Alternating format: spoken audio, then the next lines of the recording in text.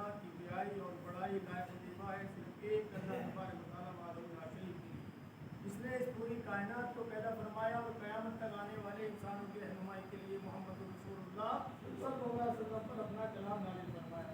ऐ अल्लाह तू अपने बंदे और रसूल मोहम्मद सल्लल्लाहु अलैहि वसल्लम पर, आपके असहाब पर, आपके मुतबईन पर और जो लोग क़यामत तक आएंगे और आप सल्लल्लाहु अलैहि वसल्लम की इत्तबा करेंगे उन सब बेशुमार दुरूद व सलाम नाज़िल फरमा। आमीन या रब्बल आलमीन। बुजुर्गों, दोस्तों, भाइयों, 1443 हिजरी का ये 9वां महीना शुरू हो चुका है, जिसको हम और आप रमज़ान मुबारक के नाम से जानते हैं। उसकी आज 6 तारीख है, यानी छठे रोज़े में हम लोग दाखिल हो चुके हैं और उसका आज पहला जुम्मा हम यहाँ मौजूद हैं। आपके सामने सूरह बकरा की जो आयत तिलावत की गई, उसमें अल्लाह ताला ने ये बताया है कि ए ईमान वालों को मुखातिब करके कहा अल्लाह ताला ने कि ए ईमान वालों, तुम पर रोज़े फर्ज किए गए हैं जैसा कि तुमसे पहले उम्मतों पर किए गए, ताकि तुम परहेजगार बनो, तुम तक़वे वाले बनो। और ये भी बता दिया कि तुम ये मत समझो कि ये सिर्फ तुम्हारे लिए रोज़े फर्ज किए गए, तुमसे पहले जो उम्मत थी उन पर भी रोज़े फर्ज थे। और अब आप देखेंगे जिस मुल्क में हम रहते हैं, यहाँ पर भी बिरादरान वतन अपने अपने हिसाब से, उनके हिसाब से उनमें भी रोज़े हैं। वो तरीका अलग हो सकता है, लेकिन है उनमें भी मुख्तलिफ तरीक़ों से उनके यहाँ पर भी रिवाज है, उनके यहाँ भी चला आ रहा है कि रोज़े किसी न किसी तरीके से वो रखते हैं। उपवास के नाम पर वो कुछ खाते हैं पीते हैं, वो अलग चीज़ है, लेकिन हर एक का अपना अपना तरीका है। तो इसलिए तुम कुछ अलग से नहीं हो, तुम पर अलग से चीज़ नहीं बताई जा रही है, पहले से भी ऐसा हुआ है। अब यहाँ पर जो बात बतानी है आज के खुतबा जुम्मा में, वो ये है कि अल्हम्दुलिल्लाह हम यहाँ जो मौजूद हैं सब रोज़ेदार हैं। अल्लाह की तरफ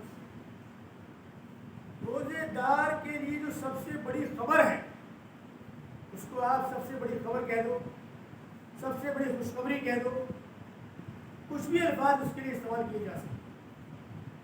वो ये है कि अल्लाह तबारक व तआला, इस कायनात का बनाने वाला, इस दुनिया का, इस कायनात का मालिक, जो कुछ हम देखते हैं वो और जो कुछ हमको नहीं दिखता, आसमान से ऊपर हो या ज़मीन के नीचे हो, उन सब का परवरदिगार, उन सब का मालिक ये कह रहा है रोज़ेदारों से कि रोज़ा मेरे लिए है और मैं ही इसका अजर दूंगा। कौन कह रहा है? इस कायनात का बनाने वाला, वो ये कह रहा है ईमान वालों से, रोज़ेदारों से कि रोज़ा मेरे लिए, यानी ये तुमने जो रखा है रोज़ा, मेरा हुक्म माना, ये सिर्फ मेरे लिए रखा है। आप यहाँ नमाज पढ़ रहे हैं, लोगों को पता है नमाज पढ़ने आप गए हैं, वजू किया, मस्जिद में आए, दूसरा आदमी देख रहा है कि आप नमाज पढ़ रहे हैं। हज के लिए आप जाते हैं, पता लग जाता है हज के लिए आप गए हुए हैं। ज़कात देते हैं, तब भी उसको पता लग जाता है जिसको आपने दी है। लेकिन ये इबादत एक ऐसी है रोज़े की, इसमें उसको पता होता है जिसने वो इबादत कर रहा है, जो रोज़ेदार है, या सिर्फ अल्लाह को पता होता है। तो यहाँ पर ख़ास तौर से इसके लिए बताया गया कि अल्लाह ताला ये कह रहे हैं कि रोज़ा मेरे लिए है और मैं ही इसका अजर दूंगा। अब आप ये अंदाज़ा लगाएं, जब कायनात का मालिक ये कह रहा है कि मैं इसका अजर दूंगा, तो आप और हमको अंदाज़ा लगा लेना चाहिए कि वो अजर भी जो देगा अपनी शान के मुताबिक देगा, जो उसकी शान है, जिसके वो लायक है, उस हिसाब से अजर मिलेगा। यहाँ पर बात बिल्कुल छुपा के रखी गई है और ये कह दिया कि उसका अजर मैं दूंगा। तो ये हमें समझना चाहिए कि किसने कही ये बात? उसने कही जो आसमान और ज़मीन का मालिक, इस कायनात का मालिक, जो हम देखते हैं उसका मालिक, जो हमको नहीं दिखता उसका मालिक, वो ये कह रहा है कि मैं अजर दूंगा। तो वो अपनी शान के मुताबिक इंशाअल्लाह अजर देगा। ये जो मैंने बताई आपको बात, ये सही मुस्लिम की हदीस का खुलासा बयान किया है और उसका नंबर है 1151, 1151 नंबर हदीस का खुलासा मैंने आपको बताया। अब ये तो रही अल्लाह ताला की बात, آگے چلتے ہیں اگر ہم نبی اکرم صلی اللہ علیہ وسلم جن کے ہم امتی ہیں وہ کیا بتا رہے ہیں؟ وہ یہ بتا رہے ہیں کہ جنت قیامت کے روز روزے داروں کو بلایا جائے گا، روزے داروں کو بلایا جائے گا، اور ایک جنت کا خاص دروازہ ہے، اس کا نام ہے ریان۔ اس جنت کے دروازے کا نام ہے ریان۔ اس دروازے سے صرف اور صرف روزے دار کا ہی داخلہ ملے گا، کوئی بغیر روزے دار اس کو اس میں داخل ہونے کی اجازت نہیں۔ جب تمام روزے دار، اللہ تعالیٰ مجھے بھی اور آپ کو بھی اس میں شامل کرے، آمین کہہ دو زور سے۔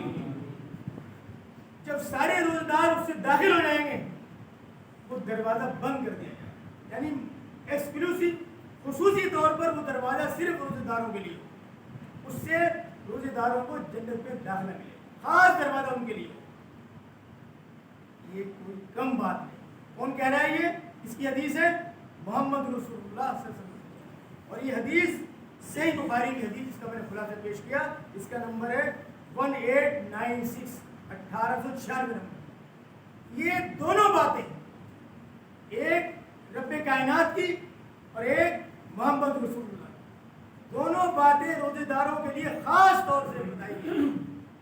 قابل مبارکباد ہے وہ تمام لوگ، مرد و خواتین، جو اس 40 ڈگری سے اوپر کے ٹمپریچر میں روزہ رکھ رہے ہیں، قابل مبارکباد۔ اللہ تعالیٰ ان کو استقامت دے اور اللہ تعالیٰ ان کے روزوں کو قبول فرمائے۔ لیکن جو لوگ کوئی بھی بہانہ بنا کر، کوئی بھی ایکسکیوز کر کے، جہاں چھوٹے وہ الگ ہے، بیمار ہے، بوڑھا ہے، اس میں کمزوری اتنی ہے کہ وہ روزہ نہیں رکھ سکتا، سفر میں ہے، مسافر ہے، وہاں چھوٹ ہے، یا خواتین ہیں ایسی جو ایام میں روزے نہیں رہ سکتی، وہ چھوٹ ہے، تو وہ روزے اپنے بعد میں پورے کریں گے۔ جو روزے چھوٹتے ہیں وہ عید کے بعد روزے پورے کیے جائیں گے۔ بھائی بات مت کریں آپس میں، آپس میں بات مت کریں۔ خطبے کا ثواب ختم ہو جاتا ہے جب آپ آپس میں بات کرتے ہیں۔ بالکل اجازت نہیں ہے اس بات کی کہ آپس میں لوگ بات کریں۔ یہ بھی کہیں برابر والے سے خاموش ہو جاؤ، اس کو بولنا بولنے دیجیے، یہ خطیب کی ذمہ داری ہے اس کو ٹوکے یا نہ ٹوکے۔ بہرحال تو جو روزے چھوٹتے ہیں وہ رمضان کے بعد اس کو پورے کیے جا سکتے ہیں، چاہے 1 ہو، 2 ہو، 4 ہو، جتنے بھی ہو۔ لیکن جو لوگ صحیح سالی میں تندرست ہیں اور اس پر طاقت رکھتے ہیں کہ وہ روزہ رکھیں اور اس کے بعد وہ روزہ نہ رکھیں، تو ان کو جان لینا چاہیے کہ وہ کہیں اس فہرست میں تو نہیں آ رہے کہ جو دین کا مذاق اڑانے والوں کی فہرست ہے، کہیں اس میں ان کا نام تو نہیں آ جائے گا۔ نہیں، سوچنا چاہیے۔ اور پھر اس دن جب ایک دن 50,000 سال کا ہوگا، ان کو جو پچھتاوا ہوگا اس کا الفاظ میں بیان کرنا ناممکن۔